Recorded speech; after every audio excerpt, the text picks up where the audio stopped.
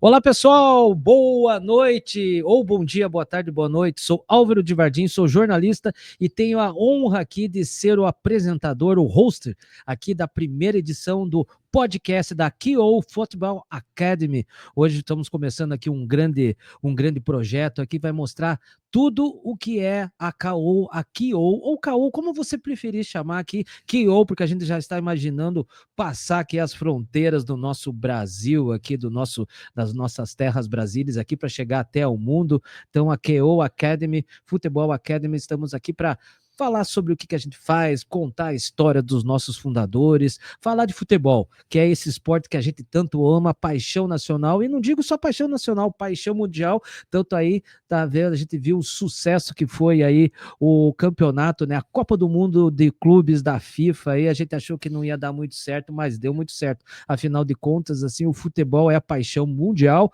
e até uma certa vez, assim, o Bebeto de Freitas, que já foi do Botafogo e foi jogador e também foi técnico de vôlei, ele falando na Itália, perguntaram na Itália para ele, né? Perguntaram qual que é o primeiro esporte do Brasil. Ela falou, é o vôlei. Como o vôlei, o futebol, né? O futebol no Brasil é religião. E eu sempre também, Márcio, penso no Arrigo Sacchi, técnico da seleção italiana de futebol em 1994, que ele faz uma frase que eu acho muito legal: das coisas menos importantes, o futebol é a mais importante. Então é uma alegria grande estar começando a fazer esse projeto aí. Se você quiser falar comigo, é o @Álvaro de Vardim aqui, é o meu Instagram aqui para conversar com vocês aqui, estamos sempre à disposição, e uma alegria muito grande estar aqui nesse projeto, e vamos começar a escalação desse time, que é pesado. Esse time aqui é pesado, tanto na lateral esquerda como na lateral direita, só tem craque.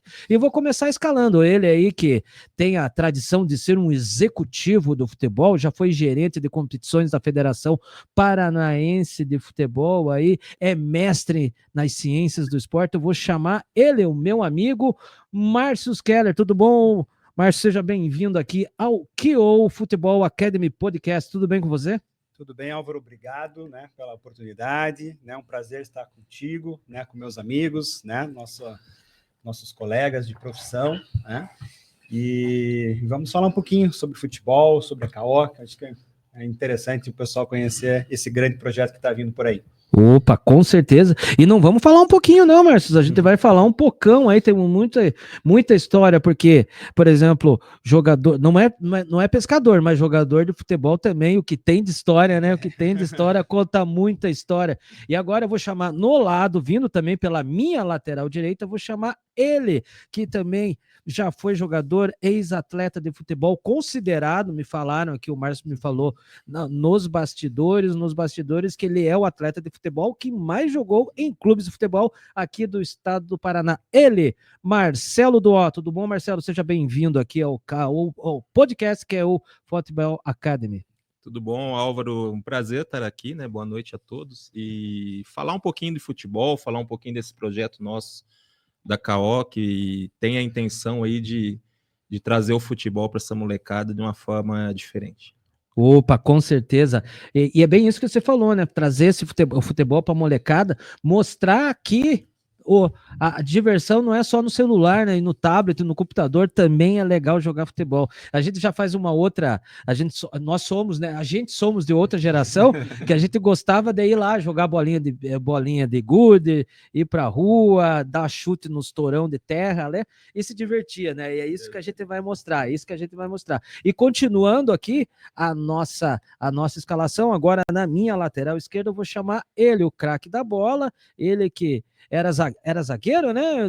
Mas fez gol. Ontem eu pesquisando ali, teve gol que foi decisivo. Vou chamar ele, Milton Duó. Tudo bom, Milton? Seja bem-vindo aqui ao podcast da KO Football Academy. Obrigado, Álvaro. Obrigado, Marcelo. Muito bom estar com vocês aqui. Muito bom ter esse momento para a gente poder compartilhar também, né? Sobre esse projeto que a gente idealizou juntos e estamos trabalhando, né, em prol da sociedade e, logicamente, que gera crescimento para nós também, individualmente falando, né. Obrigado pela oportunidade, Álvaro, um prazer estar aqui com você. E eu que agradeço essa oportunidade, vocês estão falando, agradecendo a oportunidade, e eu que agradeço a oportunidade de vocês aqui, que vocês me deram de ser o apresentador aí desse projeto tão bacana de vocês aí, que eu tenho certeza que vai prosperar muito. E você, quer fazer parte aqui da KO Academy, da Football Academy? Nos procure nas redes sociais, o nosso Instagram é @KO Curitiba. Instagram, @KO Curitiba, ou passe um WhatsApp pra gente, converse conosco, toda a nossa equipe aí de atendimento e comercial, passe o WhatsApp para onde? No 41987844942, 987844942 ali. Dá um oi lá, já nos siga em todas as redes sociais, passe um oi no nosso WhatsApp aí que a gente vai conversar legal e vamos falar muito sobre o mundo da bola. E para falar sobre o mundo da bola, vamos começar essa nossa resenha aqui, né? Afinal de contas, jogador de futebol gosta de resenhar. Mas antes de chamar os boleiros, eu vou chamar um quase boleiro ali. Você tentou ser boleiro, Márcio? Só que eu me aposentei cedo. Antes de entrar em campo, né? Aos 9 anos já me aposentei, mas enfim.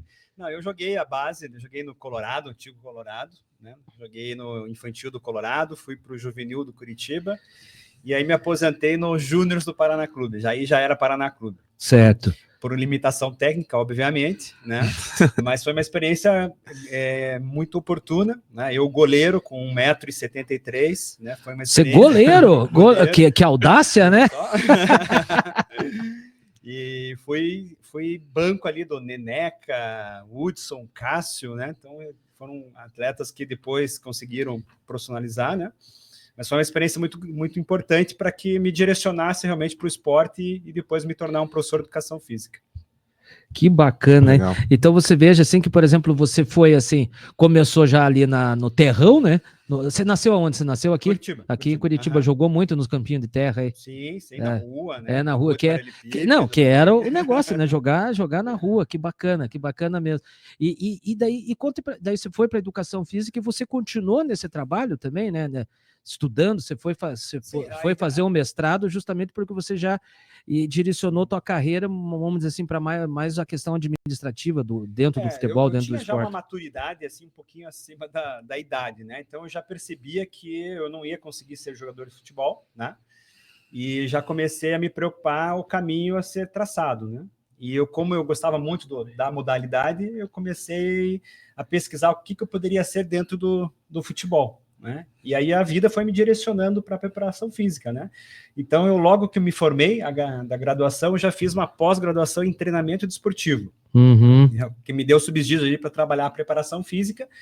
E coincidentemente, né, a vida vai abrindo algumas portas, né? Eu assumi a função de treinador de futsal. Na época era futebol de salão, né? Então fui basicamente 12 anos técnico do Clube Cultural de Curitiba, que não existe mais.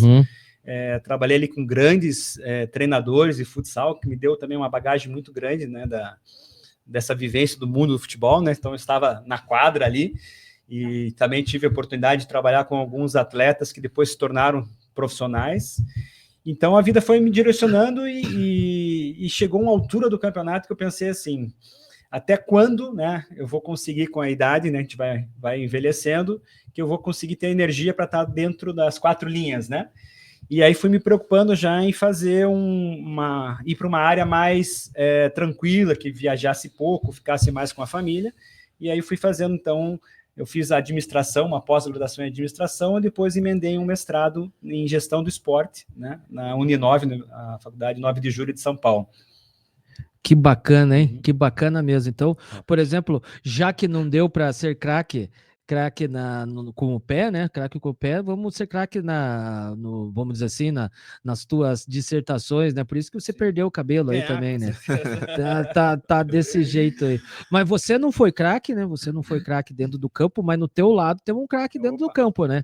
Esse craque aí sabe tudo. Marcelo do... Conta pra nós, Marcelo, onde que você nasceu, como que foi e por que a bola apareceu na tua vida aí? Na verdade, o nosso pai, né, o meu e do Milton, foi jogador de futebol. Conheceu minha mãe dentro de um estádio de futebol. Então, o futebol sempre fez parte da nossa vida, né? A gente sempre fala assim que a gente comeu e bebeu do futebol a vida inteira. E lá em 83, o meu pai, quando parou de jogar, ele fez uma escolinha de futebol em Marechal Cândido Rondon. E lá eu e o Milton, a gente deu os nossos primeiros passos. Uhum. Então o pai já tinha começado na bola, então vocês têm por onde puxar, então. O meu pai, ele é ex-jogador, jogou no Curitiba, no Londrina, no Apucarana, e depois que parou de jogar, se tornou treinador de futebol também. E ele foi o nosso maior incentivador, tanto ele como a minha mãe, né, que sempre foram amantes do futebol. E o meu pai fez essa escolinha justamente porque entendia que tanto eu e o Milton a gente precisava praticar um esporte e nada melhor do que o futebol, né? E ali a gente demonstrou que tinha um talento, o Milton um pouquinho mais do que eu, né?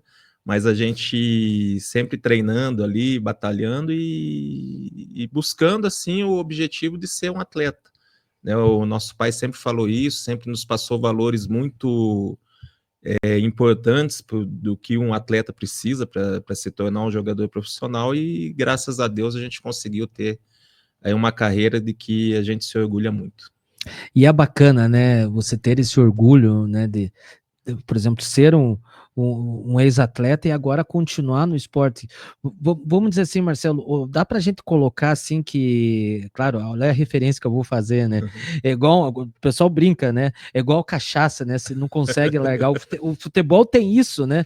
Igual eu tava brincando assim, por exemplo, a coisa que eu mais gosto do futebol é ser torcedor, que eu posso xingar, eu posso reclamar, eu posso falar tudo, tal, porque trabalhar no futebol não é fácil. Vocês são meio maluco? Como que é? A gente não é muito normal, né? Não, o futebol, ele é viciante. Eu sempre falo assim, é difícil você, quando você está no futebol, você sair, né?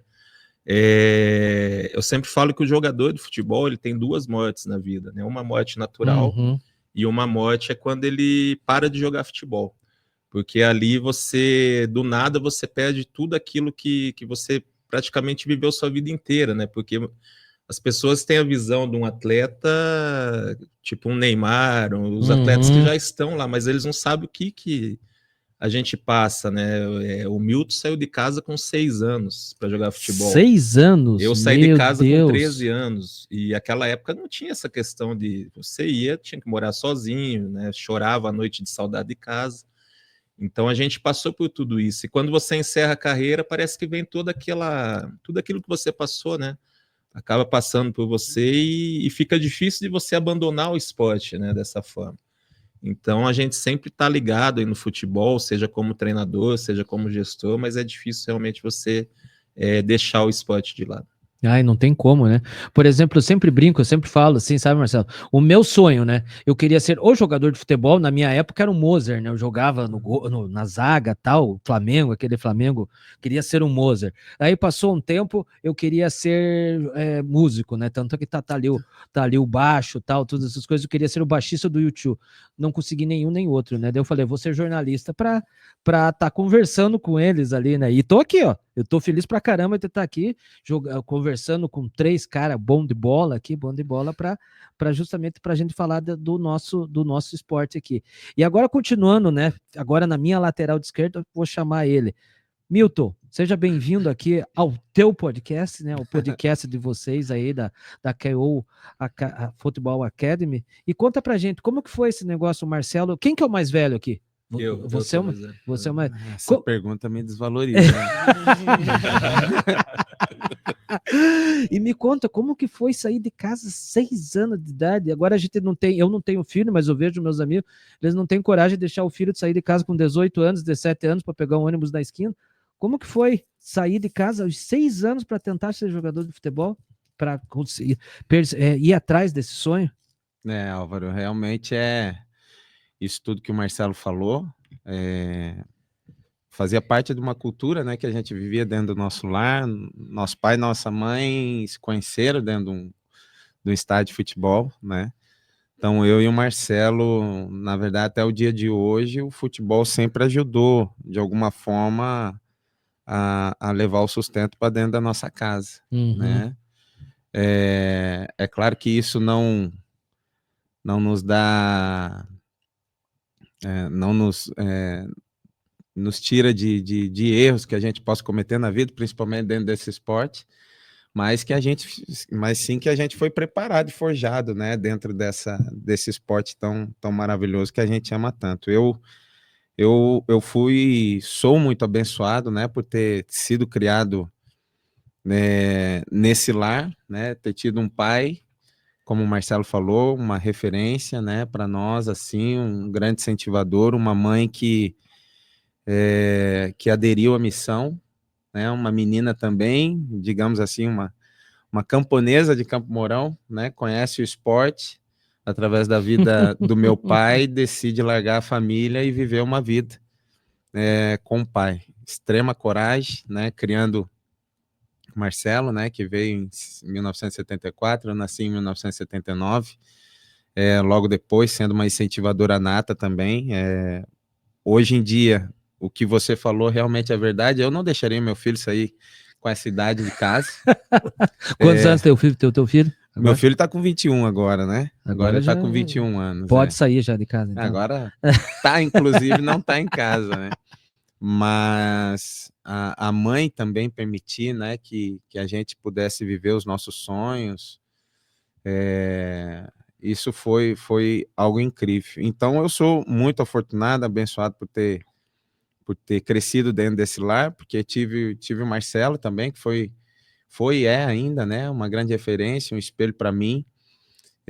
Apesar da nossa diferença de idade, né, de 5 anos, o que talvez em alguns casos, né, não seja tão benéfico assim para a relação dos filhos, no meu caso, assim, foi essencial para poder me tornar um atleta profissional de futebol, né, porque o Marcelo, ele estava no sub-20, eu estava no sub-15. E eu assistia todos os jogos dele quanto possível, né? Ele jogava no Atlético Paranaense, jogou no Curitiba também, fui acompanhá-lo, ele se tornou profissional antes do que eu. Então, assim, jogávamos a mesma posição, né? Compartilhávamos sonhos dentro do mesmo quarto, isso, né, enquanto a gente estava junto na mesma casa. Então, o Marcelo me ajudou muito nisso, né? Tanto que eu chamo de referência. Ele pegou uma estrada, né, de pedra, e eu já peguei uma estrada pavimentada, né, pelas experiências dele, pelos seus acertos, sucessos, insucessos e erros. Então, assim, o caminho estava muito mais limpo para mim, né, porque tinha vindo 2 pessoas antes, que realmente são uma referência para mim até hoje. E faz a diferença, né? Total, nossa, total. Eu lembro que o Marcelo, assim, ele influenciava na minha forma emocional de jogar o jogo, né? Tava lembrando esses dias. Hoje estou morando, né? Estou longe da minha família, então faz a gente pensar muito mais, né, nos aspectos do passado, que podem ter feito diferença na tua vida. E eu lembro que ele falava para mim, né? O zagueiro tem que, cara, não pode ficar saindo de maca. Nosso pai também repetia isso, né? Zagueiro tem que ser firme, tem que jogar tarraxa de alumínio. Na nossa época podia até dedo afiar, no olho. Entre tantas coisas que assim não é permitido para o público abaixo de 18 anos, então não vou falar. Mas questões emocionais que caracterizavam assim um jogo muito mais contundente do que simplesmente a parte técnica, física, tática, sabe? Um atleta realmente feito para poder desempenhar aquilo.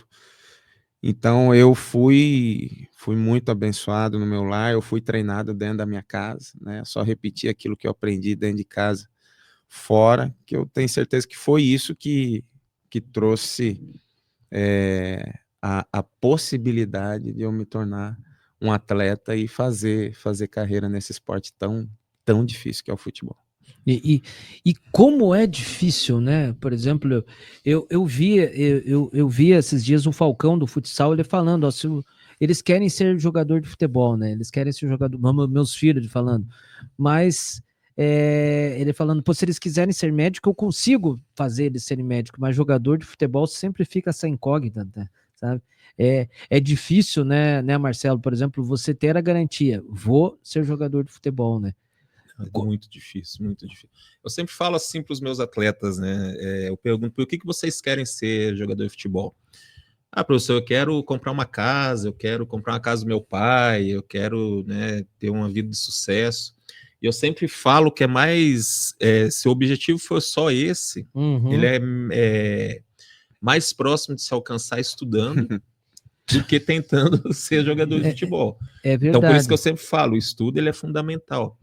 Porque a carreira de jogador ela é muito complexa, né? Muitas coisas que envolvem para você formar um atleta. Não é só a parte técnica, não é só a parte tática.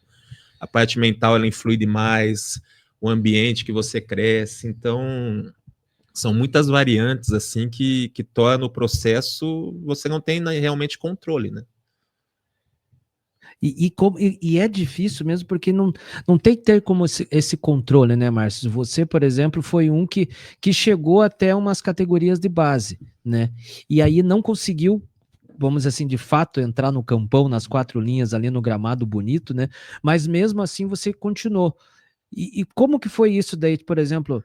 Foi de certa forma uma frustração para você ou você não? Tá tudo bem, vou continuar perto do futebol, não dentro do campo, mas, por exemplo, primeiro agora que você é parceiro, sócio de 2 craque da bola.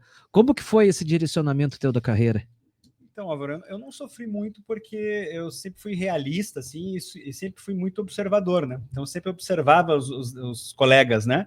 Então, eu tinha ali na equipe, por exemplo, na Sub-20, que foi ali que eu me despedi, né? Tinha o Cuca, né? O Cuquinha, que era o volante, né? Que era um cara formidável, ele ajudava o pessoal. Esse é o Cuca ou o irmão dele, o Cuquinha? Não, é um Cuca que foi volante do Curitiba. Ah, tá, um outro Cuca. Leandro, na verdade. Tá, não é Estival, tá. Ele foi profissional, hoje ele é auxiliar técnico, né? Profissional. E é um cara que ajudava muito, ele via as dificuldades, assim, um cara bem humano, né? Então ele me ajudou bastante nesse aspecto, assim, de aceitar, né, as minhas limitações, né? Então eu não sofri nessa transição, né? E por isso que eu busquei uma alternativa para não ficar distante do esporte, né?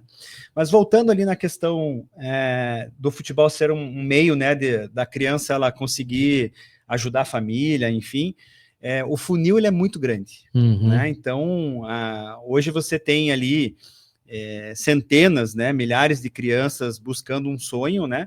E a cada ano que se passa, que a criança vai se desenvolvendo, vai envelhecendo, vamos dizer assim, o funil ele vai ficando cada vez mais apertado, né? E então as estatísticas ali elas são cruéis, né?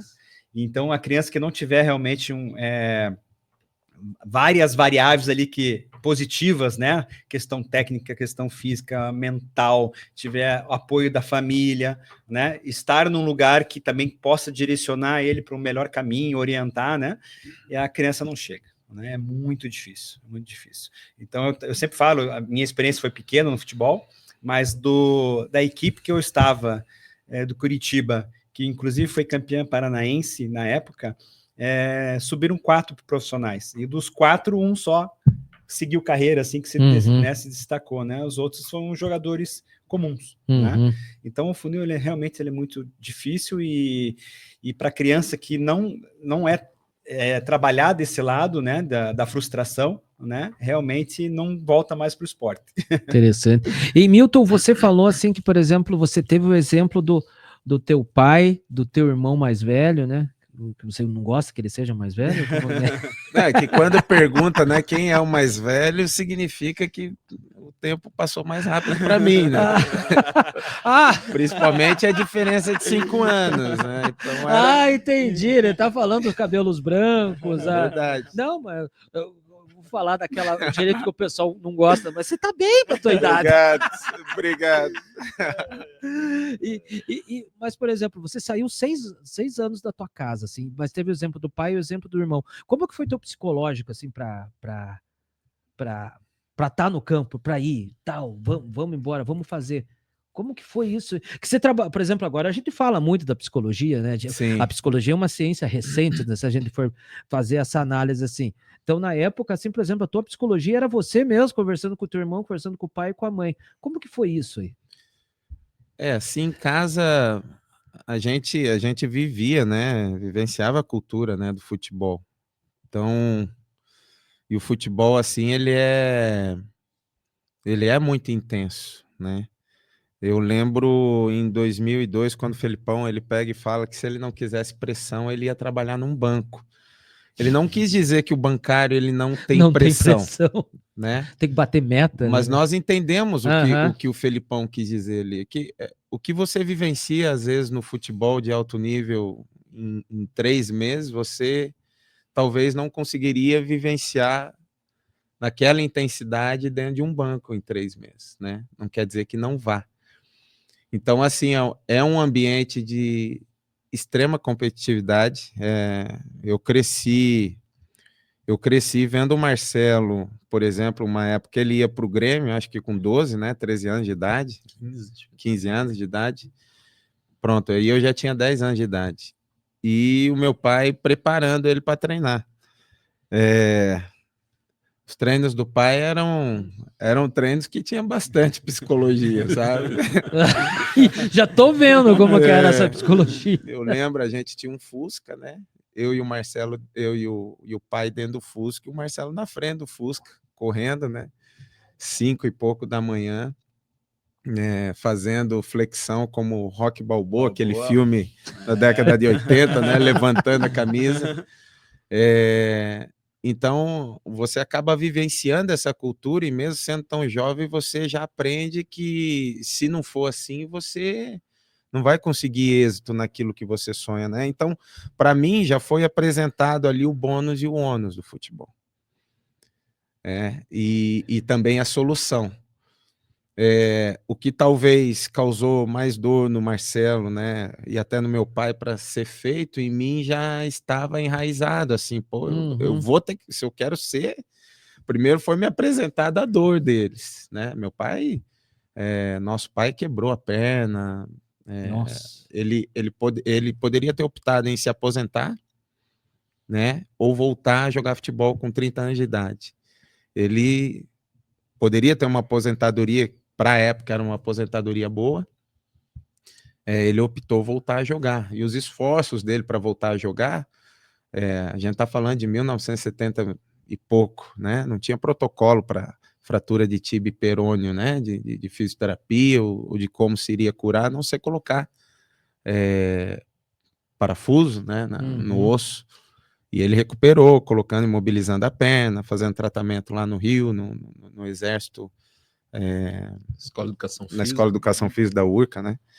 E então, para mim, foi apresentado muito mais esse lado primeiro do que eu aprender a jogar futebol antes, né? E eu fui vendo isso tudo, e lógico, veio o amor pelo esporte, né? Depois que eu comecei a jogar, dar os primeiros passos no futebol de campo, depois eu fui para o futsal, que era o futebol de salão.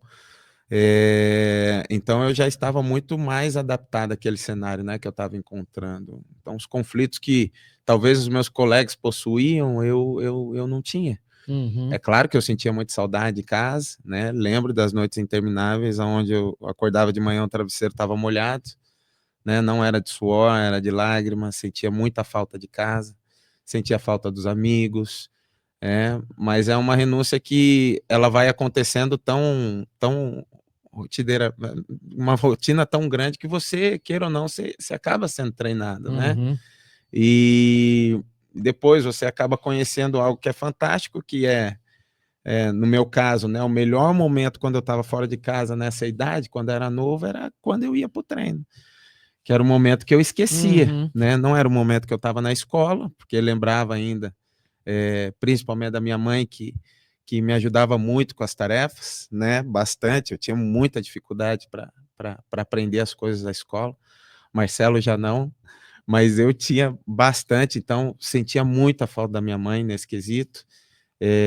E quando a minha mãe não estava para eu poder fazer isso tudo, o único lugar onde eu me sentia perfeitamente bem era dentro do campo, né? Era o melhor momento da minha vida, que fez talvez eu me acostumar, me habituar muito mais com os conflitos, com os momentos ruins que poderia ter como atleta.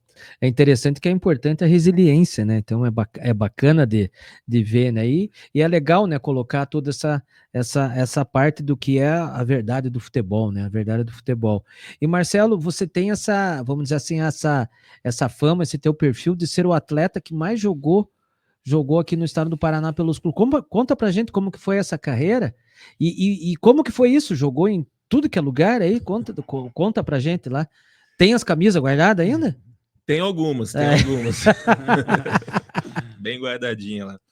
Não, eu comecei no Apucarana, né? Em 1989, foi o primeiro clube que eu fui. Na verdade, o primeiro clube que eu saí foi o Matsubara. Na época, meu pai... O Matsubara era a melhor categoria de base do Brasil, no final dos anos 80 ali. Eu lembro bem ali que era... E aí meu pai, tipo assim, vamos fazer um teste para ver se você é bom mesmo. Ele me levou lá para fazer um teste no Matsubara. Foi final de 88. E aí eu fui para Cambará, fiz o teste, passei no teste, só que não quis ficar, né? Voltei para casa e em 89 eu fui para Apucarana. Apucarana era um lugar que eu já tinha o Abílio Bezerra, que também foi um grande mestre ali para mim, me ensinou muitas coisas, eu já estava ambientado ali. E aí comecei no Apucarana, passei pelas categorias de base do Londrina depois, de tanto jogar contra, né, Apucarana contra o Londrina, criou-se uma rivalidade e eu acabei indo para o Londrina em 92. Aí meus pais se mudaram aqui para Curitiba, né, final de 92, e eu tive a oportunidade de vir para o Atlético, porque o Abílio veio para o Atlético. Saiu uma galera de Apucarana, né, que na época era Jesus Vicentini, Abílio Bezerra, e eles assumiram o Atlético, e eu vim nessa leva junto. E aí eu fiz a minha profissionalização ali no Atlético. E naquela época, tinha a questão que o Atlético era um clube muito desorganizado. Na era pré-Petralha. O pessoal, geração do Twitter, acha que o Atlético nasceu depois que o Petralha depois que o Petralha assumiu e é desse jeito aí, mas né? o Atlético era uma coisa assim bem complicada. E na época, quando teve aquele clássico, famoso clássico da Páscoa, que o Curitiba venceu o Atlético, eu ainda estava no Atlético, né? E eu decidi sair. E foi bem no dia que o Petralha assumiu o Atlético. E você jogou 5-1? Não joguei. Não jogou. Eu fazia parte do elenco, mas não tinha sido relacionado, tinha acabado de subir, né, para o profissional do Atlético. E aí, em 95, eu resolvi sair, tinha aquela questão de lei do passe ainda, né, que você tinha contrato e tal. Mas eu optei por sair, até o diretor, na época, ele falou, pô, Marcelo, fica mais um pouco, né, o clube vai se estruturar, tá assumindo um novo pessoal aí, e eu muito visionário, né, falei, esse aí vai ser o mais do mesmo. Deixa eu ir embora. E no fim o cara revolucionou o Atlético, né. Mas aí eu comecei a minha andança pelo interior, aí joguei Maringá, União Bandeirantes, e naquela época, assim, para você se empregar, terminava um campeonato, você já tinha que emendar outro, não tinha como hoje, né, que são contratos de 2, 3 anos. Naquela época era contrato de 6 meses, terminou o campeonato, você vai para outro clube. E isso me fez sempre estar rodando, então terminava uma temporada ali num clube de 6 meses, no segundo semestre ia para outro. E isso acabou que joguei em quase todos os clubes do Paraná, aí, porque sempre estava buscando esse espaço, né? E isso é bom ou é ruim? Claro, tem a experiência, né? A experiência que é única e singular. Cara, mas assim, pro atleta, o que é? Pro atleta tem os dois lados, né? Para mim foi bom, foi muitas experiências, né? Muitas amizades. Eu acho que eu sou o cara que eu mais participo de grupo de WhatsApp, porque de jogador tem uns 30 grupos aqui, né, que a gente participa. E foi bom assim, porque é muitas experiências, cada clube é uma forma de trabalhar, cada cidade é uma forma de viver, e eu sempre, né, eu casei cedo, casei em 96 lá em Bandeirantes, então sempre levei minha esposa, meus filhos juntos, ela rodou esse Brasilzão aí comigo, esse estado do Paraná, e tem o lado bom que é esse, né, das experiências. O lado ruim é que você não cria muitas raízes, né? Então isso hoje eu sinto um pouquinho de falta das raízes, assim, de ter uma história num clube, como, né, você vê alguns jogadores que jogaram 4, 5 anos no clube, que se tornam ídolos daquele clube, eu tenho essa dificuldade, porque geralmente eu jogava 6 meses. A não ser os clubes que eu fui campeão, né, criou-se uma raiz, mas nos outros foi clubes de passagem. Então, por esse lado, eu sinto um pouquinho de falta, mas tem o lado bom e o lado ruim, né? Né?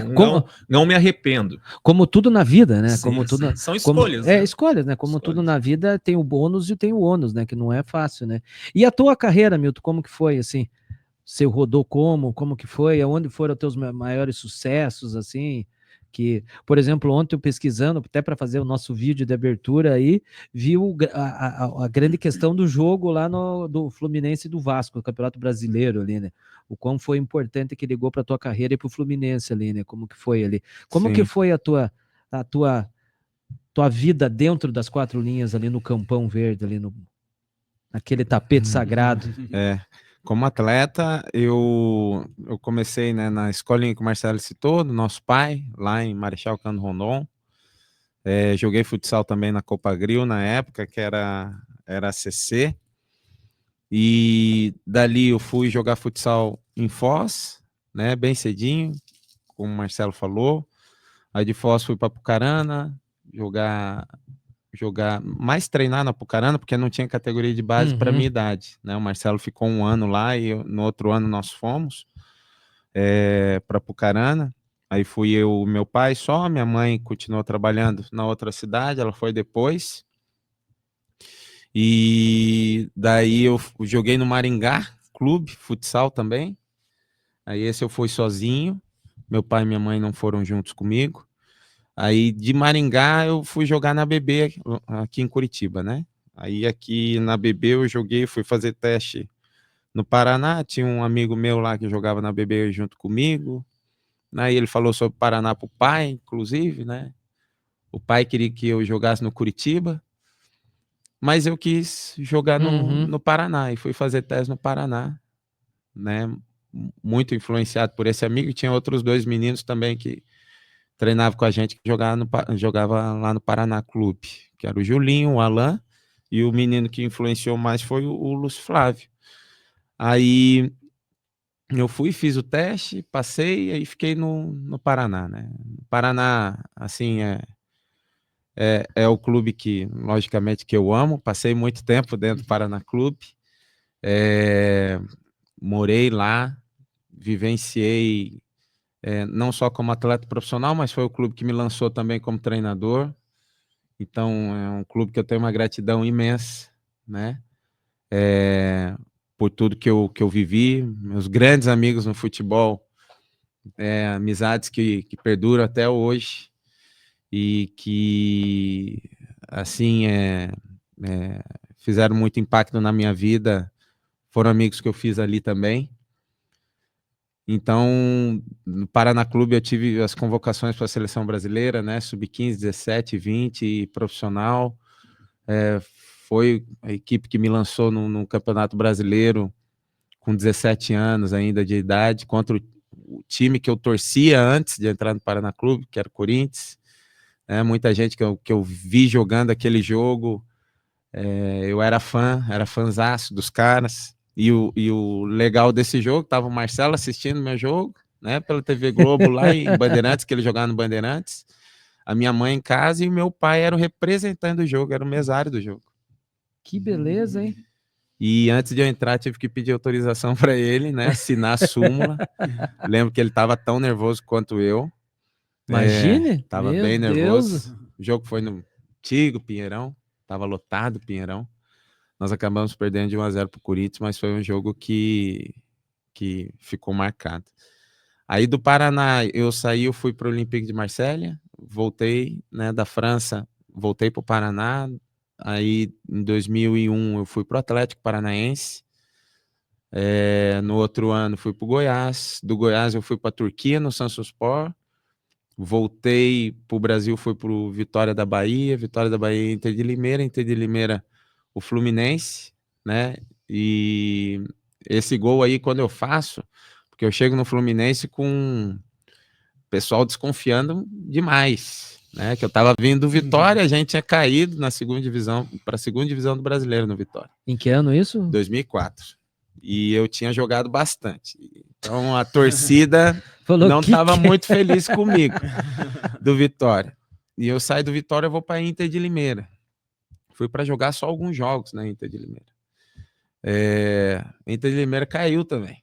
Então eu vinha de 2 descensos. E daí o Fluminense vai... Acreditaram em você lá no Fluminense. Quem acreditou quem... foi Abel Braga, né? Aí o Fluminense me contrata sob desconfiança, né? Na coletiva, já assim, no meu primeiro dia, pô, deu para ver que o negócio ia ser feio ali no Fluminense. Mas Deus colocou a mão no jogo e eu consegui fazer o gol. Esse gol foi muito importante assim para mudar muita coisa dentro do clube, principalmente com a minha chegada, né? Foi um clube que eu fui muito feliz. Acabei não renovando ali, porque dali eu fui para Portugal. Aí em Portugal ficamos 5 anos. Encerrei minha carreira lá em Portugal mesmo. Voltei para o Brasil, né? Finalizei os estudos aí que precisavam, né, para poder ser treinador. E daí estudos na CBF que você fez? Na época não tinha CBF, né? Tinha o curso FIFA, mas fiz outros estudos lá em Portugal. Voltei para o Brasil, tinha a BTF, né? Tem até hoje. Eu fiz o curso da BTF e daí um dia eu recebo a proposta para ir para o Paraná para ser observador técnico. Foi onde eu conheci o grande Márcio. O Márcio foi meu coordenador. E falo isso como Deus nos presenteia, né, com pessoas e com possibilidades. Eu fui presenteado, eu e a minha família, né, com a vida do Márcio e a grande possibilidade que Deus nos deu é de agora a gente conseguir ter um projeto juntos. Porque o Márcio, assim, categoricamente, foi o melhor coordenador que eu tive. Ele... Moral, hein, Márcio? Moral, hein? Um craque falando isso aí, pô. É verdade. E o Marcelo sabe também, porque ele participa dessa mesma opinião. Trabalhamos juntos ali durante 1 ano no Paraná. Meu Deus. Parece que foram 10 anos. 10 anos. Você sabe o que é... Hoje podemos abrir, porque foi há muito tempo atrás, né? Mas por ser um clube que nós 3 amávamos, né? E amávamos trabalhar lá. Eu lembro, eu era treinador de sub-20 e tinha 3 bolas, cara, para treinar. Nossa. 3 bolas. Isso. E assim, as 3 bolas você conseguia pegar numa mão só. Porque elas tinham orelha, né? As bolas. Eram lisinhas. Então, numa mão só você conseguia segurar as 3 bolas. E a gente trabalhava e os atletas acreditavam naquilo que a gente estava pregando na época, porque realmente era uma verdade que pertencia ao nosso coração, de que a situação ia melhorar no clube. E é lógico, né, que muita coisa envolve esse clube, né, principalmente a paixão de sua torcida. E daí ali a gente começa, né, a fazer um movimento de patrocinadores amigos, de pessoas que pudessem ajudar o clube. A gente vai atrás e o Márcio, que era o coordenador na época, reestrutura a parte técnica, né? Ou seja, o mínimo que a gente precisava para poder executar o nosso trabalho, a gente já tinha. E o clube foi melhorando aos poucos, né? Tanto que chega no final do ano, a gente já está, né, com dentro de muito planejamento que a gente fez, a gente já tinha assim umas condições muito melhores. E o nosso grande plano-alvo era a Taça São Paulo, né? Em 2012. O Márcio era o nosso coordenador, eu e o Marcelo estávamos ali de frente, né? O Marcelo assumiu uma posição, depois ele era treinador das categorias menores, depois começou a trabalhar junto do Márcio. Então, assim, eu tive 2 pessoas para me ajudarem muito no começo da carreira. E daí nós vamos para a Taça São Paulo, lembrando que no final do ano não tinha como a gente alimentar os atletas, não sei se vocês lembram. Sim. A gente leva 27 atletas para casa para passar o Natal, né, fazer a ceia juntos, que a gente sabia que a partir do dia 2 a gente já ia jogar a Taça São Paulo, então as condições que a gente precisava, a gente iria ter. E tivemos, né? Passamos em primeiro do grupo, sem tomar nenhum gol, chegamos às quartas de final, fomos desclassificados pelo Audax. Mas assim, conseguimos, graças a Deus, através do trabalho de outros que vieram antes da gente também, outros que vieram depois, mas muitos atletas subiram para o profissional, né, fizeram parte da reestruturação do clube. E né, fizeram carreira também. E fizeram carreira. Né? Hoje nós temos o Uhum. Marquinhos Polento, que é o Marquinhos, ele era do bairro de Santa Felicidade. Ele foi mandado 2 vezes embora do Paraná e 2 vezes a gente foi levar ele de novo para o Paraná. Esse menino... É demitido e vocês readmitem, né? Aí hoje, e é um jogadorzaço. Hoje faz carreira nos Estados Unidos, joga em MLS, que é muito difícil de um estrangeiro jogar essa competição. Ele está jogando lá.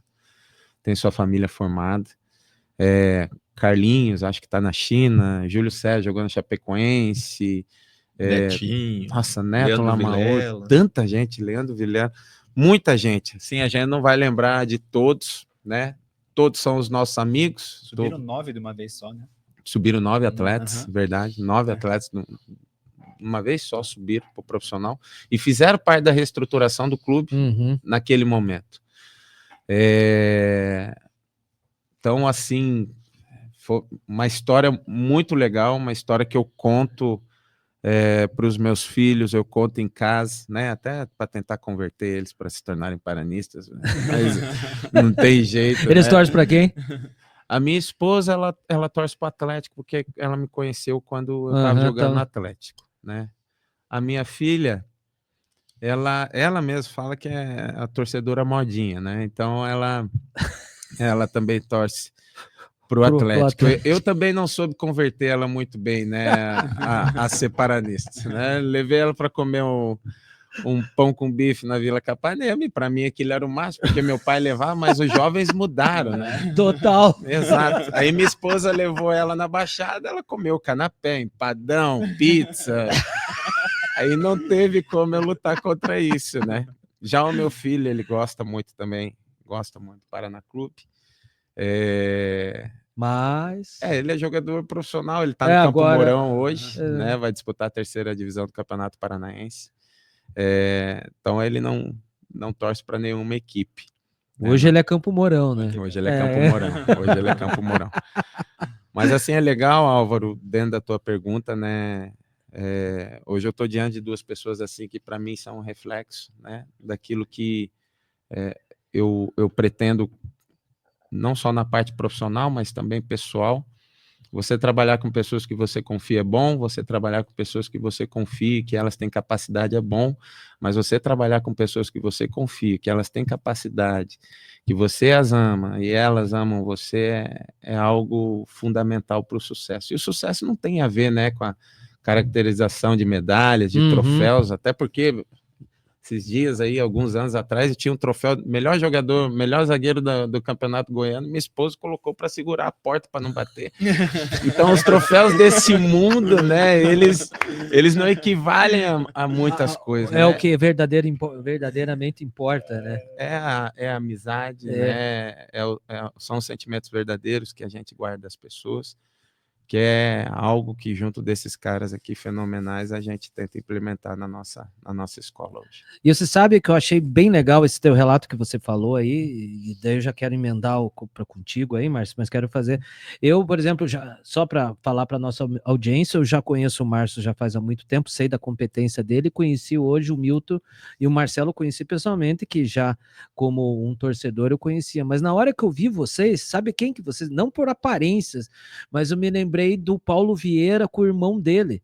sabe que são são atores, né, que são, sabe, o comediante, assim, Sei. só que eles são muito parceiros, os dois irmãos, e até esse episódio que tá rolando na Globoplay, assim, é muita parceria dos dois irmãos, assim, e eu já vi entrevista dos dois, legal. achei legal, e na hora que eu vi, e você dando esse teu testemunho, eu vi muito, assim, essa parceria dos irmãos, e a parceria deles impulsionou a carreira do Paulo Vieira, que foi que apareceu, e daí o irmão dele é o bastidor que fica escrevendo junto com ele, e as coisas dentro da arte, o teatro, os programas vão acontecendo. Bacana ver esse testemunho e ver como é que é importante por exemplo, começar com o pai, a mãe ali tá firme, e vocês dois juntos, pô, a receita, é isso que você falou, a receita o patrimônio imaterial, né, o material do melhor zagueiro do Goiano foi pra porta, mas o que importa tá aqui dentro, né, dentro do coração. E olha só, pessoal, vocês aí que estão vendo, eu estou vendo que tem gente assistindo a gente esse podcast está sendo o primeiro episódio, né? Que daí ele vai para o canal da Kio. A gente está gravando aqui, vocês estão participando. Se vocês quiserem mandar perguntas aqui, podem mandar no chat que a gente vai gostar muito dessas perguntas. Inclusive, a gente já tem uma pergunta aqui, né? Eu já faço, que foi alguém que mandou para o Márcio e o Márcio mandou para mim aqui, que são familiares fazendo uma pergunta bem bacana, mas, Márcio, assim, baseado no que o Milton falou aqui, que ele colocou você como um grande, vamos dizer assim, um executivo, coordenador do esporte. E é um orgulho escutar isso, né? E como é que é uma carreira, assim, de um profissional, um executivo, assim, que você também tem muita passagem, já passou em time em esportes olímpicos, futebol, já foi para Santa Catarina, já foi na Federação Paranaense de Futebol. Como que é esse trabalho? Bom, primeiro eu queria, que ele vai me fazer chorar ainda, né, então, né, agradecer as palavras, digo mesmo, né, na verdade foi uma experiência fantástica trabalhar com os dois, e o interessante, Álvaro, é que a gente estava num momento ali no clube, realmente de dificuldade, né, o Paraná Clube estava com o centro de treinamento, era terceirizado, e aí eu assumi justamente quando o clube recuperou o centro de treinamento, e aí eu cheguei lá em fevereiro, e aí cruzei com o Milton, né, que o Milton estava no sub-20 já, e uma dificuldade tremenda, os campos com grama alta, né, que não era nem grama mais, era mato, né, falta de material, tinha mais de 100 crianças alojadas lá, criança que é a quinta reserva da posição, enfim, pegamos um caos, né, E aí a gente foi trabalhando, e o interessante é como dois irmãos trabalham bem juntos, né? Porque é um momento de depressão, né? Que é difícil, né? De resultado, né? Dois irmãos pequenos, né?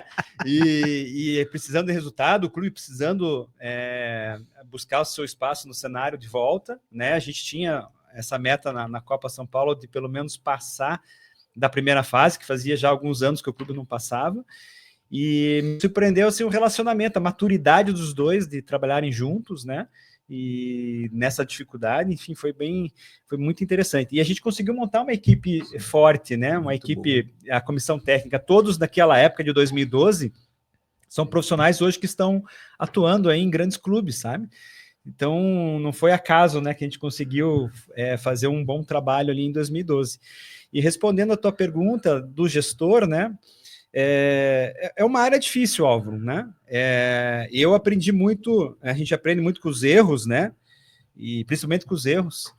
E eu queria salvar o mundo na época do Paraná Clube, né? Então eu cheguei lá com visionário, tinha acabado de sair, né, de uma pós, enfim, queria aplicar tudo que eu tinha aprendido, né, em administração. Sim. Então eu queria salvar o Paraná Clube e fiquei muito tempo, aí foi o meu erro, fiquei muito tempo atrás de uma mesa, criando fórmulas, criando planilhas financeiras, tentando buscar parceiros para subsidiar ali, pelo menos para a gente colocar o salário dos funcionários em dia, né? Que tinham muitos ali que estavam com quase 6 meses atrasados. Nossa. Né?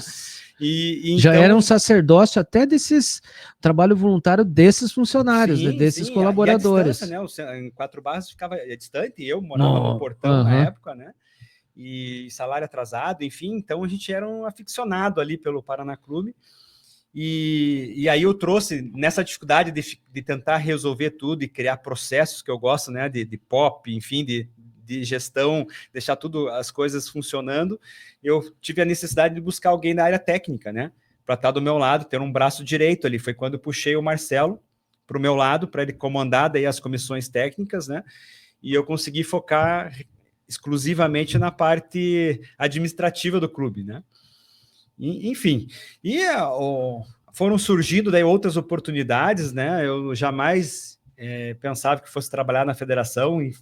Eu, na época da faculdade, fugia da disciplina de montar tabela, sistema de disputa de jogos, né? E aí fui trabalhar na federação, fazer tabela para a primeira divisão do Paranaense, né? Que não é só isso, mas enfim. Né? Então, você era gerente, você foi gerente de competições isso, da Federação isso. Paranaense. Então é um né? departamento dentro da federação que organiza todos os campeonatos, né? Então, desde tabela, tem toda. Na verdade, a gente tem que estar com o Estatuto Torcedor, né? Hoje, Lei Geral do Esporte, embaixo do braço, para poder obedecer todas as resoluções, né? Estatuto da Criança e Adolescente, enfim, tem várias leis, né, que você tem que seguir. Enfim, foi uma experiência fantástica. E aí, na posição da federação, eu falei, agora eu preciso resolver, não consegui resolver o problema do Paraná Clube, vou resolver o problema do futebol brasileiro. Né?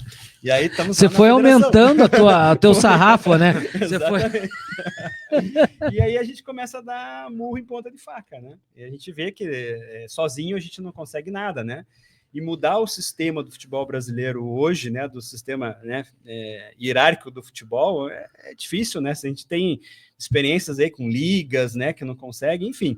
Não vou entrar nesse mérito hoje, mas aí as coisas vão passando e aí surgiu a oportunidade, né, de eu vivenciar o esporte olímpico, né? Então hoje, além da KO, né, que o futebol, né, é a nossa essência, né, nossa paixão, hoje eu trabalho com gestão de esportes olímpicos, que também tem as mesmas dificuldades ali na formação, né, poucos recursos, né? Hoje a gente tem a lei de incentivo ao esporte, que hoje subsidia muito, né, ajuda muito, né? A própria Comitê Brasileiro de Clubes, que é uma entidade hoje que está abaixo do COB, que sem ela hoje nós não conseguiríamos formar atletas olímpicos. Enfim, é uma área muito interessante, mas com muita dificuldade. Você tem hoje grandes profissionais na área da gestão que, além do conhecimento, também não deixaram de lado o seu marketing pessoal. Porque se você ficar hoje atrás de uma mesa só fazendo gestão, você não cresce. E me conta uma coisa, Márcio, você falou um negócio que aqui me impactou muito. Por exemplo, deu para ver você com a armadura do Don Quixote, querendo disputar, né, lutar com os moinhos de vento ali. E você falou, saída pós, você foi no Paraná querendo resolver o Paraná, depois resolvi... Você só foi aumentando... Como que foi na hora que ligou a chave, assim, que você ficou, puxa vida, né? Não dá para mudar.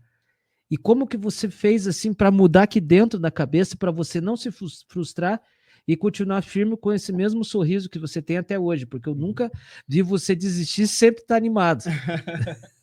Então, a vida vai abrindo, né? Os amigos, eu acho que a família, os amigos, né, vão te dando respaldo, né, para que você siga em frente, né? Isso é muito importante.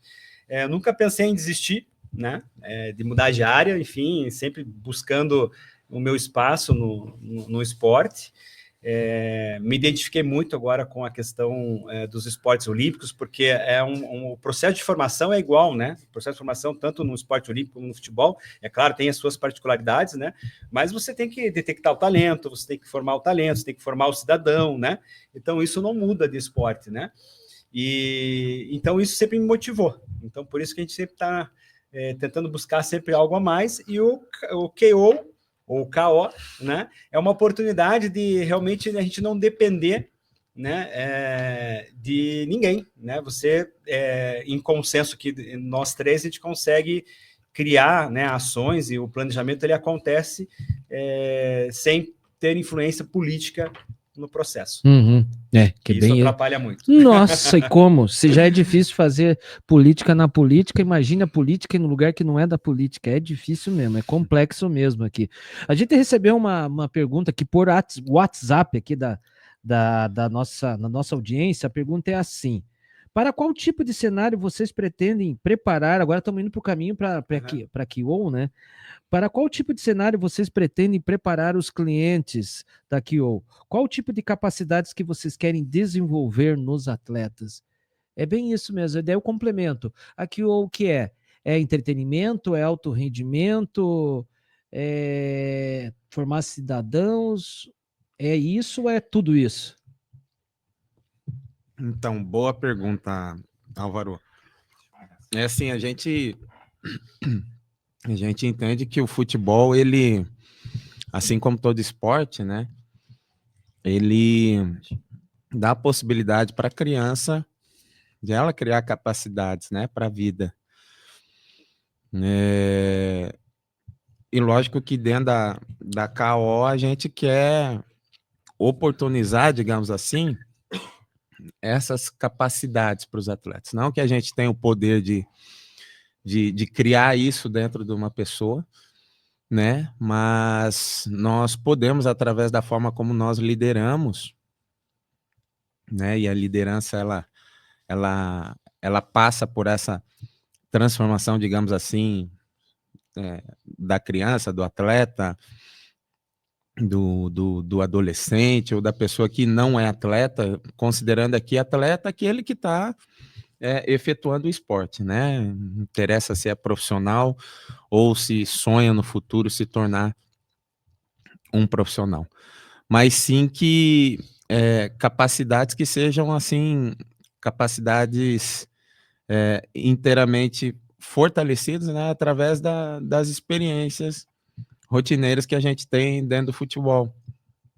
Que para pessoas que às vezes podem não conhecer tão profundamente, né, o ambiente do futebol, do treino, por mais que ele seja repetitivo em alguns aspectos, né, pode-se ter uma liderança que pense única e exclusivamente no jogo, tá? E as lideranças que eu vou citar aqui são lideranças que realmente trazem crescimento, seja para o atleta ou até mesmo para as pessoas que estão ao redor, que é você pensar única e exclusivamente no jogo, preparar a criança para que ela possa desempenhar um papel importante dentro do jogo, ou que ela possa jogar muito bem o jogo, vai gerar crescimento na criança, vai gerar crescimento em você, porque você também vai aprender através dos resultados e daquilo que você vê a criança fazendo. Você pode pensar no crescimento único especificamente do atleta, né? Ou seja, fazer trabalhos assim que ele possa desenvolver tecnicamente para adaptá-lo somente às experiências que ele vai ter dentro da partida. O atleta vai crescer, você também. Mas algo que a gente acredita bastante é que a gente pode transformar o coração do atleta através de princípios e valores, né, que são inegociáveis, mas que podem fazer não só com que uma criança, mas principalmente pensando em termos de lar, pensando nos pais, né, que é uma galera que a gente tem planejado também levar um bom material, um bom conteúdo, né, para poder formar pai de atleta, que é um nicho talvez dentro do futebol que não é tão pensado, ou se for pensado, valoriza-se dependente daquilo que o seu filho pode gerar, né? O pai do filho que joga muito bem, esse pode ser muito mais valorizado que aquele filho do pai que não joga tão bem, né? É claro que isso existe muito no futebol de alto rendimento. Dentro da nossa escola, a gente pensa em poder transformar esse atleta, preparando ele para o cenário do mundo, né? Não que isso eu falo muito mais pela educação que eu prego na minha casa. Houve um tempo que era muito bonito você falar, eu preparo meu filho para o mundo, né? Mas eu creio que não é dessa forma que nós devemos trabalhar com os nossos filhos. O meu pai, nosso pai, né? Ele nos preparou, digamos assim, para eu e o Marcelo dentro de uma educação onde realmente as dificuldades elas estavam muito inseridas, né? E eu tenho certeza que todos aqui concordam com a opinião de que os pais antigos eles sabiam educar muito melhores os seus filhos do que nós, Nós reclamamos de uma geração de filhos que potencialmente fomos nós que educamos, né? E quando eu vejo os meus erros como pai, é que talvez eu fiz o meu filho participar de comodidade, de coisas e de situações que ele não tinha gerado resultado para ele mesmo. O que eu estou querendo dizer com isso, né? Algo que dentro da cultura do meu lar, do nosso lar, que a gente aprendeu bastante é que a gente tinha que correr muito, treinar bastante, jogar muito bem para que a gente pudesse ter a possibilidade de ter as coisas que a gente gostava.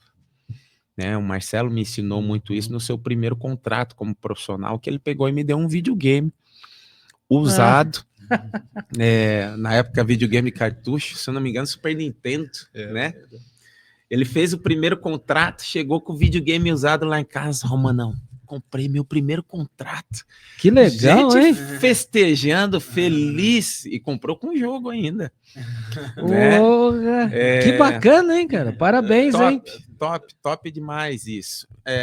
É bem o irmão mais velho, né? Legal bem isso. Irmão mais velho, que bem joia. Mais velho.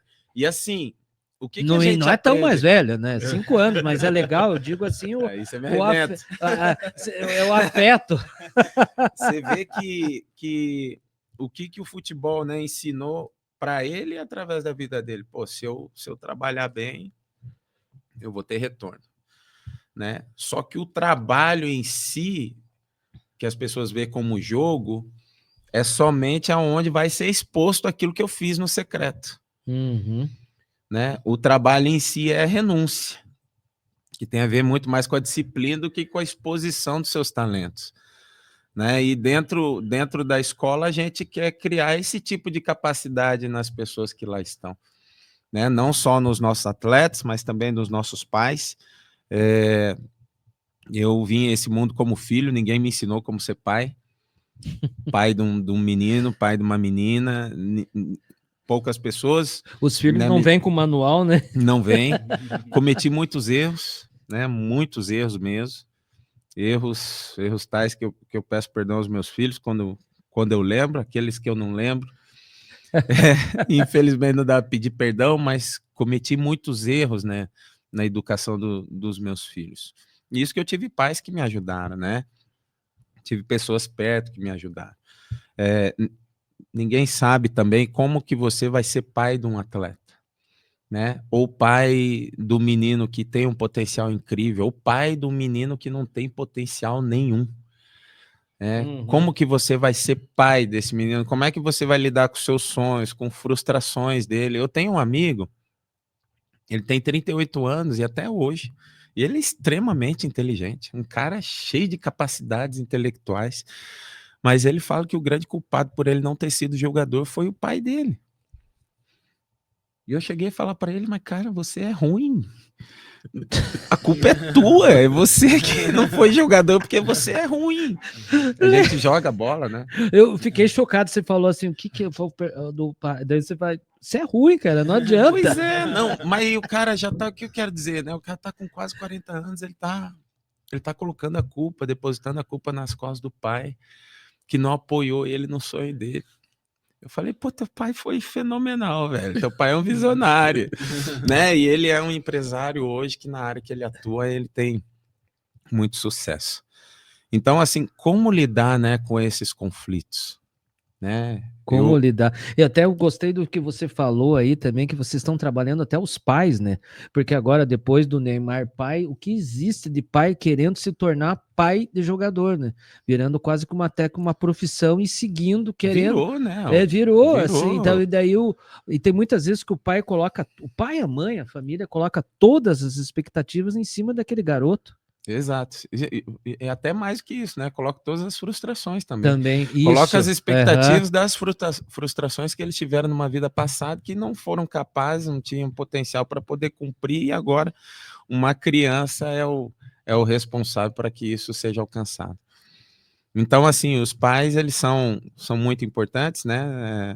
São pessoas que, logicamente, ninguém vai amar seus filhos como os pais amam. E a gente não quer apresentar algo diferente, mas a gente pode ajudar sim dentro desse processo, né? Nem todos nasceram, o futebol é para todos, mas nem todos nasceram para o futebol, né?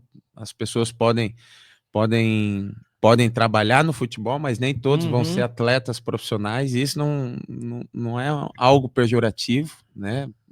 Pelo contrário, cada um tem seu dom, seu talento, sua qualificação, inclinação, vocação para poder seguir a sua vida.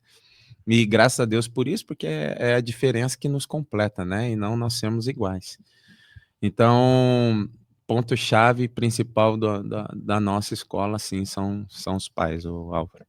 Que bacana, né? E você veja, né, Marcelo, assim, por exemplo, tá aí o testemunho do Milton, né? Que é o irmão mais novo, né? O irmão mais novo. E você, assim, por ser o irmão mais velho, assim, você dentro da tua, por exemplo, você começou antes no futebol, já foi para administração, foi para beira do campo, assim, por exemplo, é uma estratégia da Kio esse pensamento, porque a formação acaba sendo integral.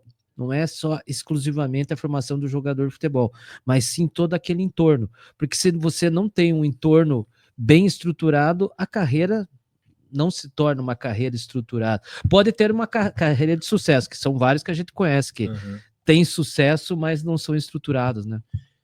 Você tocou no ponto. Até porque se a gente ter esse foco, né, de só formar atletas, a estatística ela é cruel. Né? Você vê aí de todos os atletas que hoje estão na base, menos de 1% vão se tornar jogadores profissionais. Né? Isso é um estudo comprovado. E desse 1% que vai se tornar profissional, menos de 1% vai conseguir viver do futebol e ter uma carreira consistente. Então, assim, é muito difícil. Então, se você focar somente na questão de formar atleta, é muito provável que você vai se frustrar no trabalho.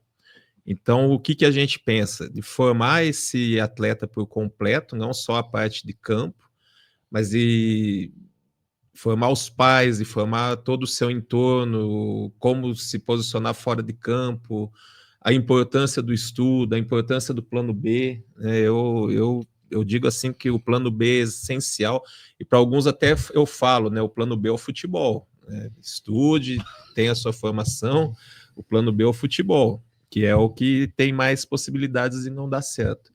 Então, a intenção nossa é essa formação completa, porque... E também de mostrar um pouquinho da realidade do futebol, né?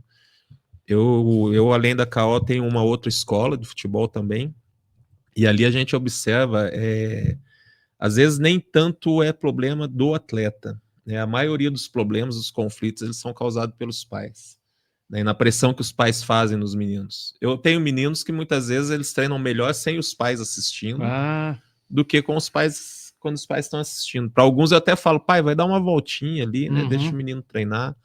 E o menino se sente mais leve. Né? É verdade. Ele se sente mais solto. Então, é importante a gente ter, quando a gente conversou em montar a KO, um aspecto que a gente se preocupou muito foi esse, de educar os pais, que acho que a palavra é essa, educar os pais. Não vejo problema nenhum do filho não ser um atleta de futebol profissional. Existe vida fora do futebol. Né? Ele pode trabalhar no futebol de outras formas, e é lógico que ele treinando ali, isso, né, dá valores e conceitos para ele que o esporte é fantástico em dar, que ele vai poder levar para a vida dele. Mas ele não pode ter esse foco que se eu não for atleta eu vou ser um frustrado.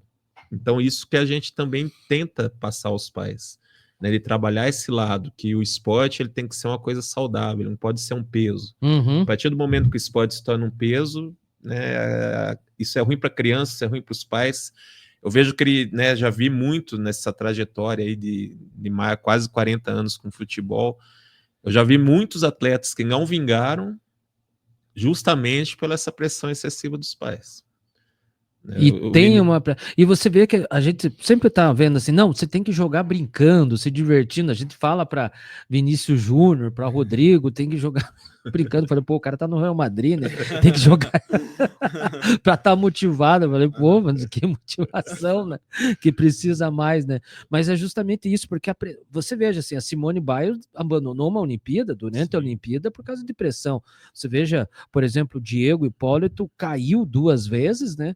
por causa de pressão. Então, o psicológico é muito grande. E a gente tem aquela assim, eu quero, não para tirar uma forra, né? Mas eu quero orgulhar meu pai e minha mãe, né? E daí vem o ônus, né? Bem o ônus. Mas a questão é assim, a pressão ela vai existir em todos os aspectos da vida, né? O que faz a diferença é a forma como você vai lidar com essa pressão.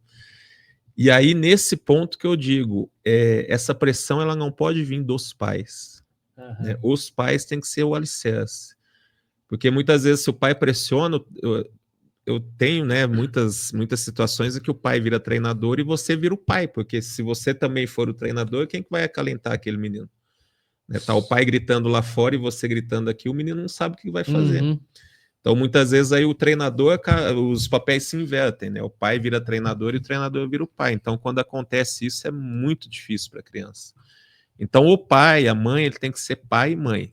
Né? Ele tem que direcionar, ele tem que, né, cobrar, como os nossos pais, o Milton falou muito bem, o nosso pai, ele fez muito isso, né? O nosso pai nunca passou a mão na nossa cabeça. Né? Eu não lembro do meu pai assistir um jogo meu na base. Eu não lembro do meu pai ter ido assistir jogo meu. Ele me criou, na época eu não entendia, mas hoje eu entendo o que ele quis fazer. Ele quis me deixar forte, resiliente. Quando eu chegava em casa e falava, pô, o treinador me tirou do time, pai. Falei, tá, o que você fez para você sair do time? Ele nunca culpava o treinador, ele sempre fazia a gente assumir as responsabilidades. Nossa, isso é bom. E hoje o que acontece? Você tira um menino, contrário. O pai vai lá, o empresário vai lá, e aquela coisa reclama. Tira a responsabilidade do menino. Então, os pais eles têm que ter esse papel, né, de ser o pai, de direcionar, de cobrar quando for necessário, de acalentar quando for necessário, e deixar para as outras funções aqueles que são preparados para isso. Eu sempre falo, eu estudei para ser treinador, pai. Você é um engenheiro, é um médico, você estudou para isso, eu não vou lá dar pitaco na sua consulta. Isso. Eu não vou dar pitaco lá no seu projeto. Então aqui deixa que eu faço, porque eu sei o que eu estou fazendo. E se você confia no meu trabalho... Cada um, né? Cada um na sua, cuida da sua posição. Isso daí fez me lembrar lá a seleção brasileira de 69, que era o João Saldanha, e o João Saldanha, o Médici queria que tivesse o Dario. E aí o João Saldanha falou, presidente, você cuida do teu ministério que eu cuido da minha seleção. A gente recebeu não aqui... Não sei se por causa disso o Zagallo foi para Copa. Provavelmente foi tudo por causa disso. Daí o Zagallo convocou o Dario ali. Que o João Saldanha, ele não queria convocar o Dario e também ele disse que o Pelé estava cego também nessa época. Né? Aí foi um equívoco do João Saldanha ali. Tem uns amigos aqui participando, aqui a Dona Vera, que sempre está ligada em todos os conteúdos aí que a gente produz, aí dizendo, estou na área, e aqui um grande paranista, apareceu aqui um grande paranista, o professor Silas Degraf, que faz a Rádio Paraná Clube aqui. Grande Álvaro, um forte abraço e parabéns pela entrevista com o grande Milton Duó. Sucesso sempre para vocês. Acompanhei por muitos anos a base do Paraná Clube e senti exatamente isso que vocês falaram, sabe? E o irmão do professor Silas, né? Torcedor do Curitiba e do Operário de Ponta Grossa, né? Boa noite, um olho no gato e o outro no rato. Podcast e Operário jogando. Opa, obrigado, professor Edson, obrigado, professor Silas, aí pela participação. E você também que está assistindo, mande uma pergunta aí para nós aí. Você aí, a gente está quase indo para o nosso encerramento do nosso primeiro podcast aqui da KO Futebol Academy, porque é justamente isso. O nosso podcast é justamente um caminho 2.0. Vocês trazem aí qual a dúvida de vocês, a curiosidade, a sugestão de pauta, e a gente está aqui para oferecer o melhor conteúdo. É um primeiro passo, né, Márcio? E me conta uma coisa, o porquê fazer um podcast, assim, qual que foi, assim, você como, vamos dizer assim, um executivo do esporte, assim, aonde se viu essa necessidade dessa forma, dessa ferramenta de comunicação com o público, que é o público de vocês, quem é? São os atletas, são os pais dos atletas e toda a comunidade, todo esse universo do futebol aí, o porquê que vocês pensaram nisso aí? Na verdade, a gente quer utilizar... Chega mais perto do microfone. Vamos lá. A KO, na verdade, ela surgiu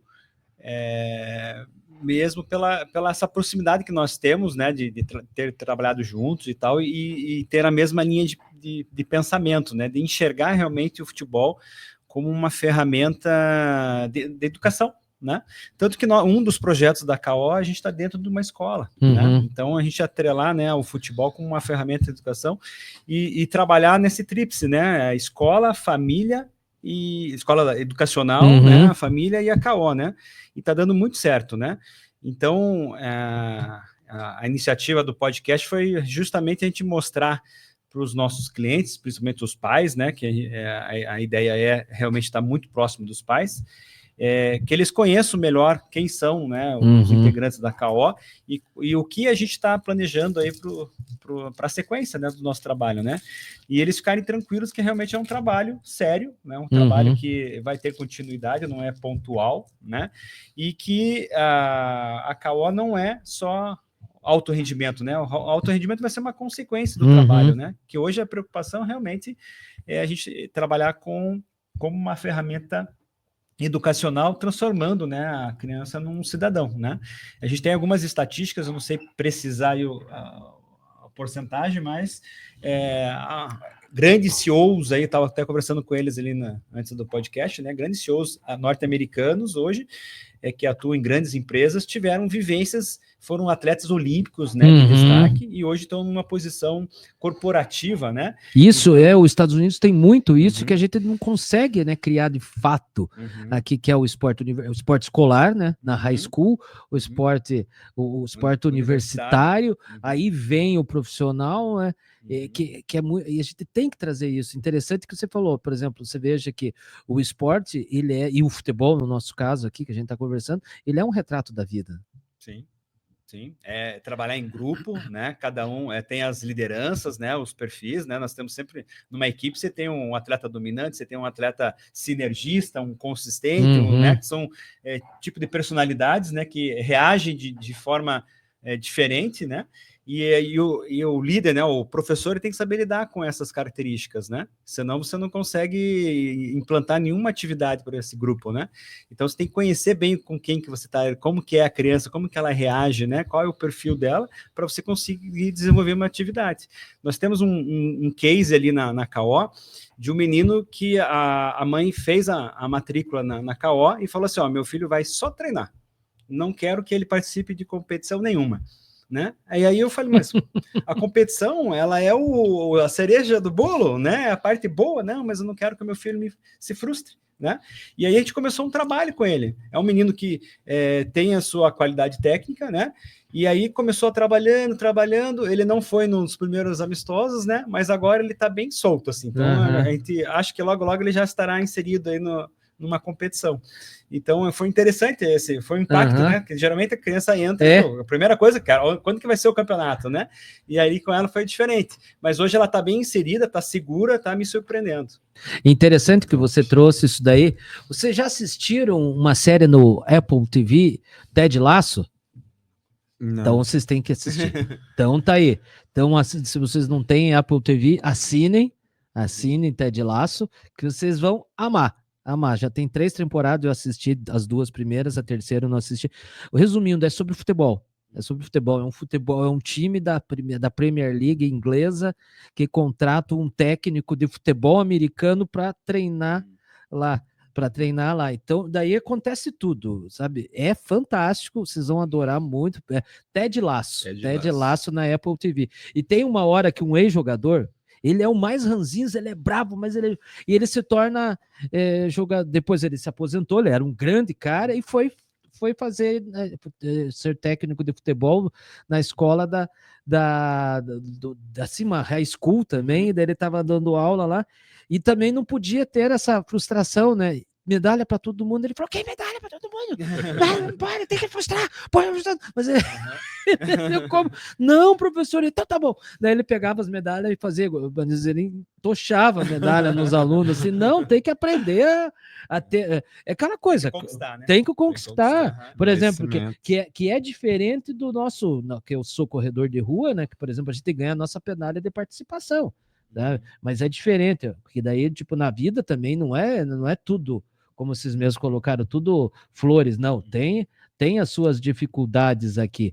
A Isaura Harensen mandou uma mensagem aqui. Eu e a minha netinha estamos assistindo. Obrigado, dona Isaura. Obrigado. Eu falei dona Isaura, nem sei se é dona Isaura. Obrigado, dona Isaura. Quem que é a Isaura? Vocês conhecem? Vocês deram risada aí? A gente conhece um pouquinho, né? É a mãe? É a mãe. Ah, dona Isaura, obrigado aí pela presença. O amigo André Dias aqui também, grande músico do grupo Alma Sonora. Abraços ao Álvaro, obrigado, André, obrigado mesmo. E a Daniela Paz, uma das maiores paranistas que eu já vi, viu só aqui, Dani? Oh, isso mesmo, ela colocou a paranista mais paranista desse... Não, você não vai ganhar do Milton aqui, o Milton é ídolo do Paraná Clube aqui, viu só? Ainda bem. Aonde que você estava, Dani? Estava assistindo o jogo do futsal do Paraná Clube, que ela é paranista, por exemplo, já que não tem jogo no Campão, ela virou torcida. Vai no futsal mesmo aqui, ela tá dando risada aqui.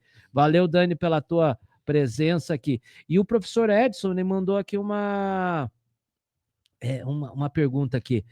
Milton, como é o vestiário de um time que vem tendo resultados negativos no campo, mas o grupo é muito unido?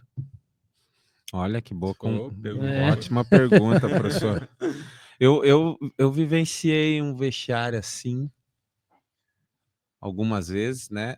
Algumas vezes a gente teve sucesso, outras não, né? Saindo da situação, outras não. Mas eu vou lembrar um case aqui até do Paraná mesmo. Paraná em 1998. A gente estava vivendo assim um momento muito ruim dentro da competição, né? A gente estava tendo palestras com muitos psicólogos, e o resultado assim fazia os psicólogos cair também. Se a gente não ganhasse o jogo, o psicólogo ele não era mantido, né? Para outra semana mudava. Então, e como a gente estava perdendo muito, teve muitos psicólogos que deixaram de trabalhar no futebol. Aí houve, e assim, o ambiente era bom, o ambiente era maravilhoso. Tinham jogadores mais experientes na época, né? Não vou citar, aí vocês vão entender por que no final, mas tinha muitos meninos da base, né? Eu tinha, em 98, tinha 19 anos, tinha tantos outros da minha idade, um pouquinho mais velhos também, que a gente tinha participado da base juntos. Chega um treinador novo, a gente mudou de treinador 4 vezes naquela temporada. O quarto treinador que chega, ele decide colocar os meninos da base para jogar. E tira os medalhões, né? E os medalhões eram ótimos jogadores, os caras eram muito bons. E assim, até nós do grupo não enxergamos que aquilo ali poderia vir dar certo, sabe? Hoje, né, depois de tantos anos, a gente entende um pouco mais. Enfim, ele colocou 7 meninos da base para jogar. 7 meninos que tinham idade de base ainda, né? Que tinham idade sub-20, ou mais novo até. Eu era um desses. E a gente joga o último jogo do Campeonato Brasileiro contra o Flamengo. Se o Flamengo vence em 98, se ele empata o jogo, ele estava classificado entre os 8 para fazer o octogonal final. Era diferente, né? O modelo do Campeonato Brasileiro. Que daí era um mata-mata nessa hora. Exato. Né? E ele coloca esses 7 jogadores, a gente vence o Flamengo por 2-1 lá no Boqueirão. Romário jogando, Romário perde um pênalti nesse jogo, inclusive. E a gente tinha que torcer para o América não vencer o Palmeiras lá no Independência, lá em BH. Que foi que não aconteceu, não venceu. Palmeiras venceu por 1-0. Gol do Zé. Né? E nós escapamos do descenso, 98. Foi algo assim sensacional. Nós comemoramos, eu lembro muito bem, como se fosse um título, porque realmente a gente estava passando, o Paraná já começava a ter dificuldades ali. Estávamos com salários atrasados, né? Estávamos com 3 meses de salários atrasados. E a gente sabia que a única possibilidade de a gente poder receber era se o time não caísse, né? Porque se o time caísse, provavelmente ia ficar mais distante o recebimento dos salários. E a gente venceu. Lembro que o presidente era o Dilson Rocha, ele deu uma festa lá na Kennedy, um jantar, né? Uma festa não, um jantar, mas onde a gente comemorou como se realmente fosse um título. Lembro que um amigo meu assistiu o jogo pela TV e falou, caramba, porra, que fase, hein, Milton? Comemorando não ter caído para a segunda divisão como se fosse um título. Eu falei, não enche saco, deixa eu ser feliz, rapaz.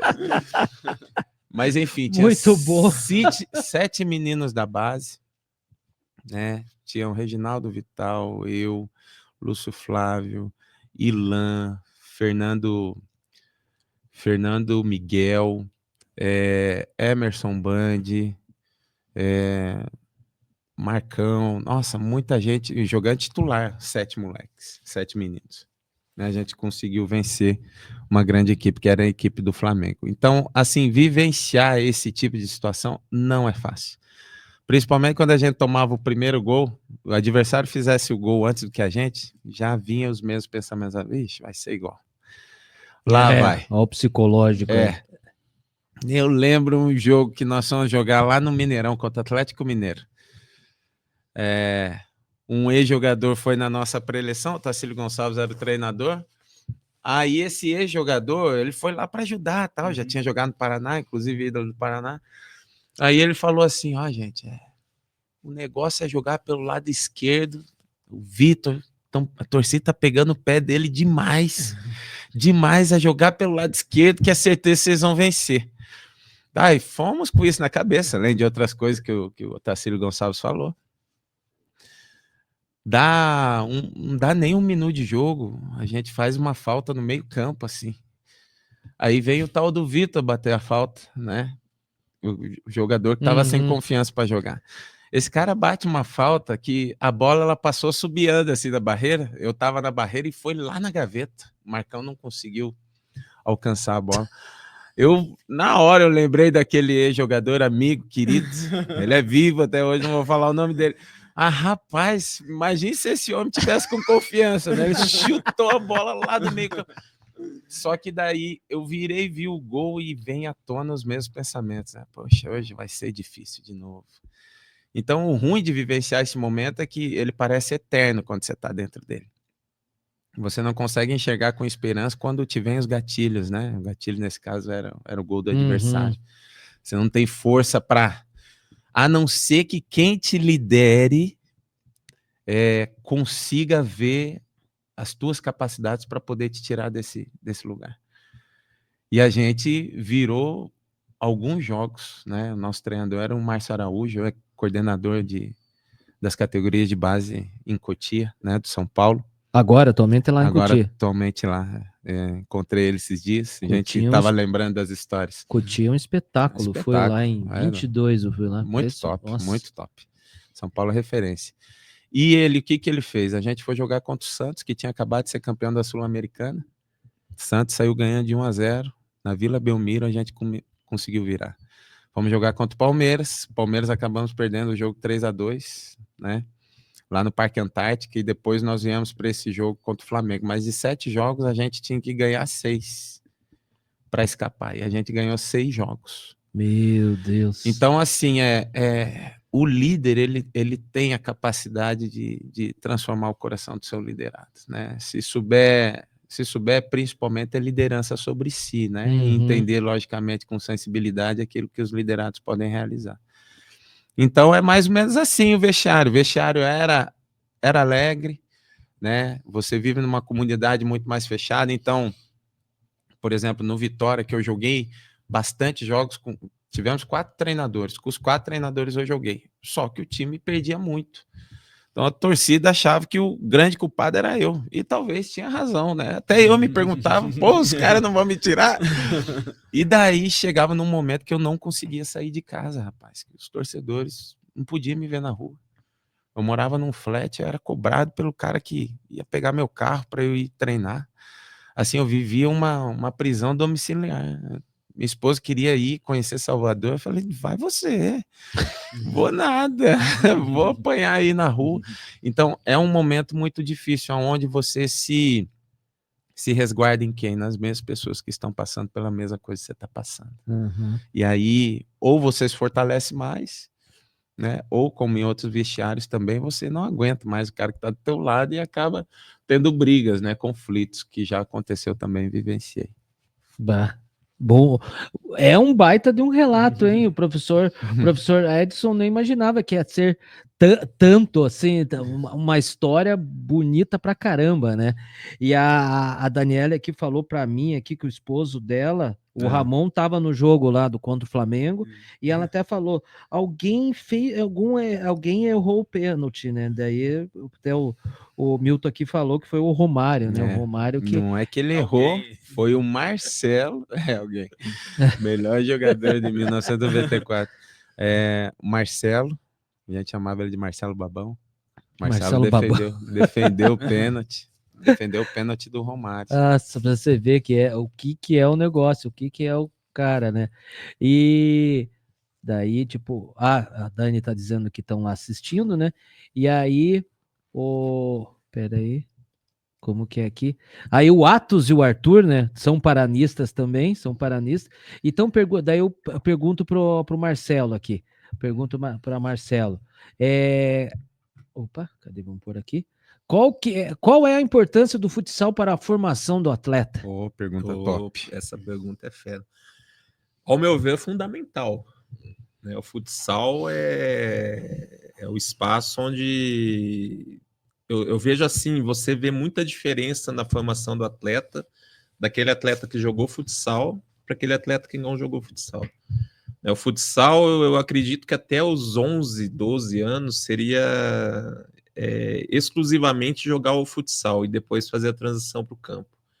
Eu acredito que a formação ideal seria essa, né? Porque no futsal é um espaço reduzido, o menino ele tem mais contato com a bola, né? Todo momento ele está pegando na bola, todo momento ele está participando do jogo, né? O confronto, 1 contra 1, 2 contra 2, ele atacou, ele já tem que voltar para defender, porque se ficar lá parado prejudica a equipe, né? Velocidade, dinâmica de jogo, que às vezes no campo um menino de 11 anos não vai ter, né?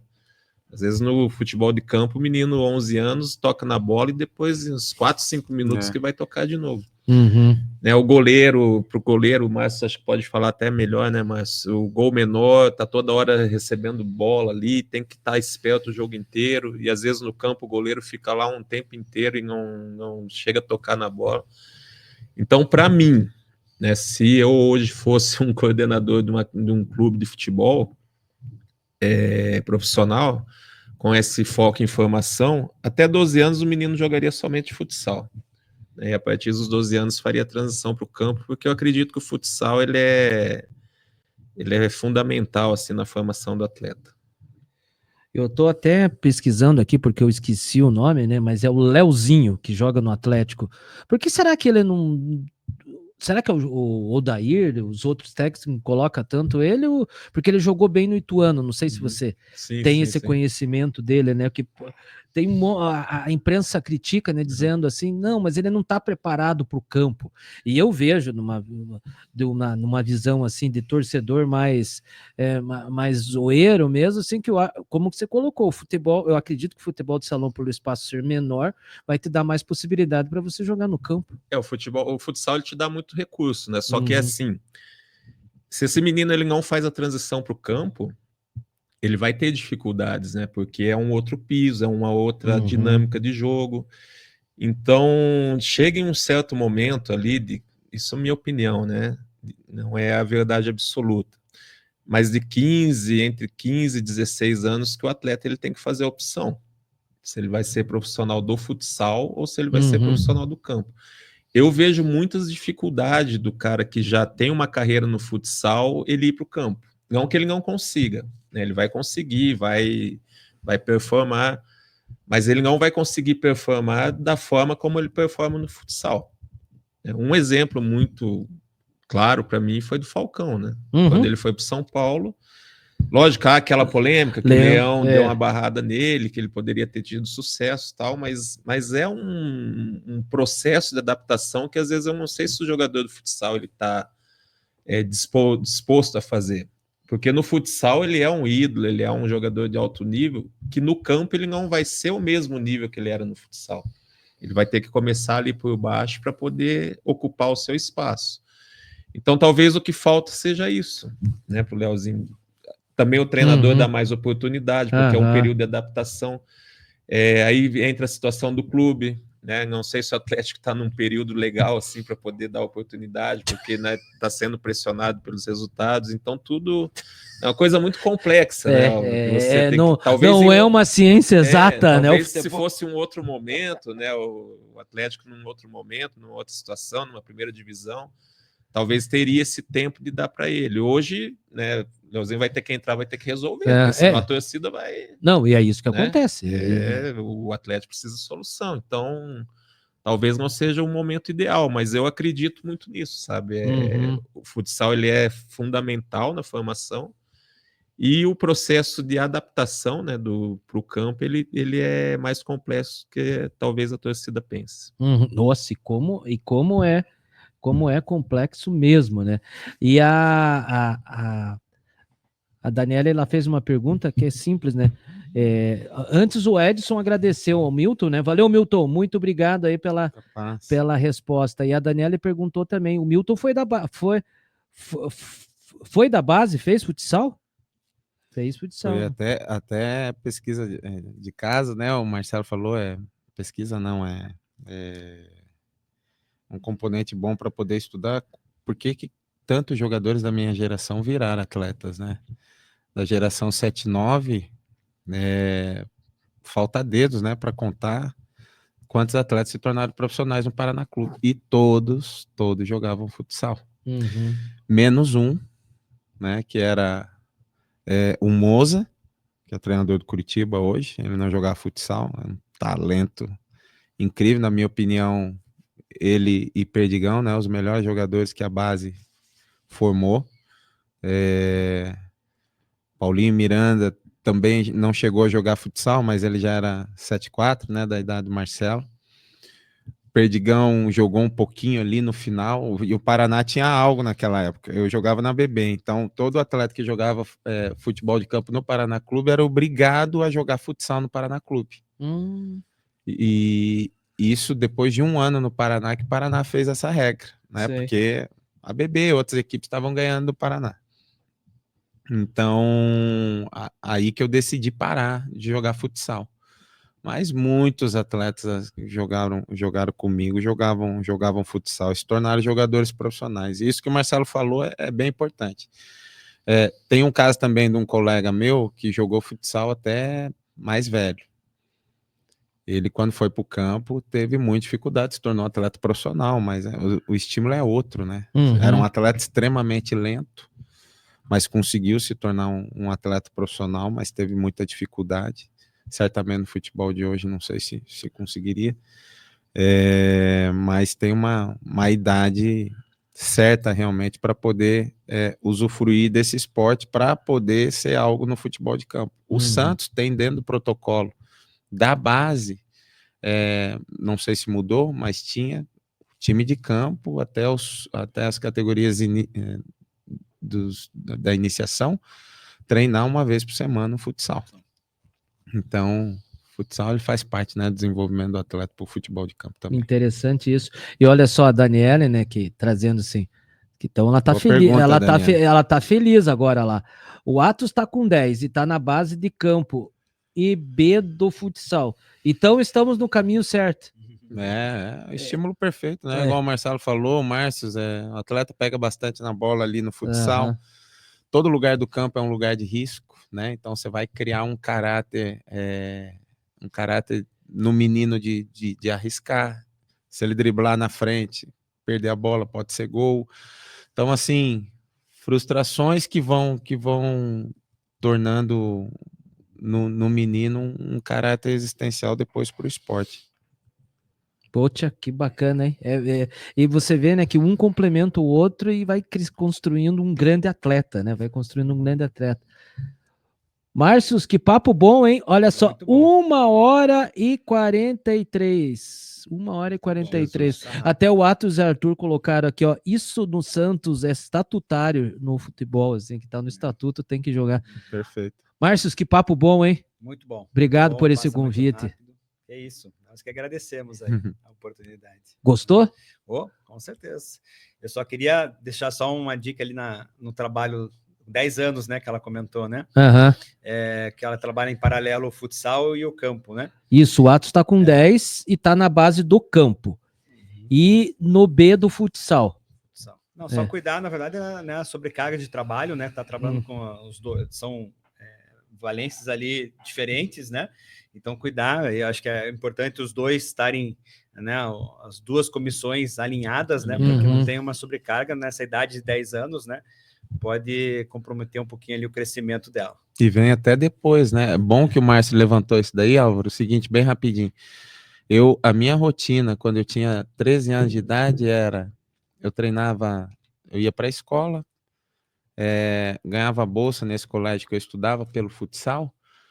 À tarde eu ia para o Paraná, saía da escola, ia lá para o Boqueirão, almoçava, treinava, saía do Boqueirão, ia lá para o Trieste, que era onde a minha escola treinava. No Trieste eu treinava com a escola e à noite eu ia para beber. Isso daí foi minha rotina durante um ano. Um ano depois, eu tive uma fratura na patela, né? A patela, ela partiu. E isso por conta disso que o Márcio falou, né?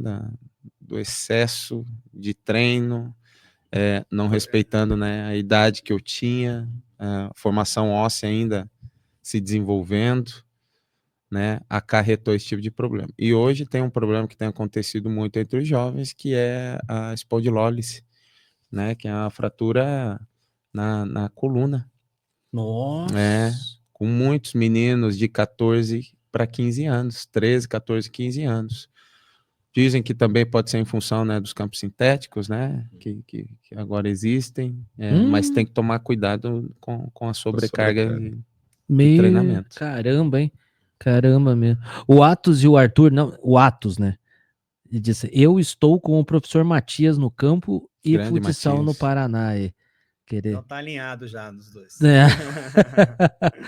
E a Daniele, como uma boa paranista, né? Como uma boa paranista, ela ficou empolgada aqui e incentiva os filhos aqui, né? Daí ela até fez que vai de encontro bem o que tá pensando a Kio, né? Alguns pais ficam colocando os filhos em várias escolinhas e eu sigo deixando os meus só no Paraná. Vocês recomendam isso de quicar de escola em escola? Ah, não, né? O ideal é o que eu falo lá, quando os pais perguntam, né? Poxa, professor Marcelo, o que eu faço para o meu filho? O que eu posso fazer para ajudar meu filho a ser um atleta, né? Falei, ó, várias coisas, mas o que você não deve fazer é colocar ele para treinar em várias escolas ou ficar quicando de escola em escola. Eu acho que o importante, né, e que todo pai deve ver, não é a escola que vai jogar, né? Em qual escola, se é bandeira ou se é a estrutura. Acho que o principal que ele tem que ver, quem que é o professor? Quem que vai treinar meu filho?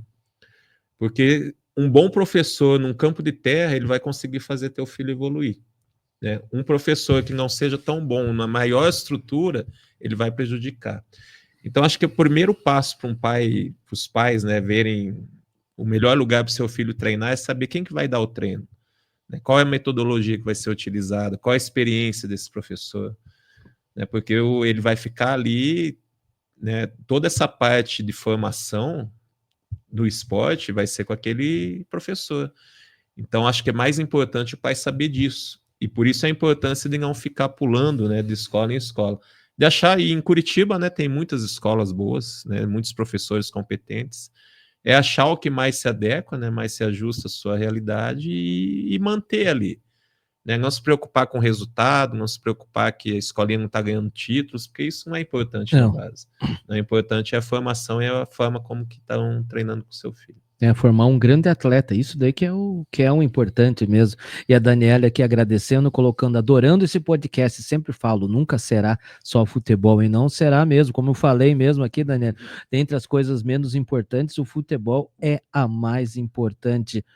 Marcelo, obrigado pelo convite, obrigado pela tua presença, obrigado por estarmos juntos aqui nessa mesa aí pesada, obrigado, gostou? Pô, adorei, maravilha, espero que a gente possa vir mais vezes, né? Vamos fazer mais, estamos juntos. Fazer desse podcast aí uma plataforma aí de auxílio aos pais e aos atletas de futebol. Muito obrigado, Marcelo, obrigado mesmo Obrigado, aí pela tua presença, obrigado pela essa equipe aqui, fera demais.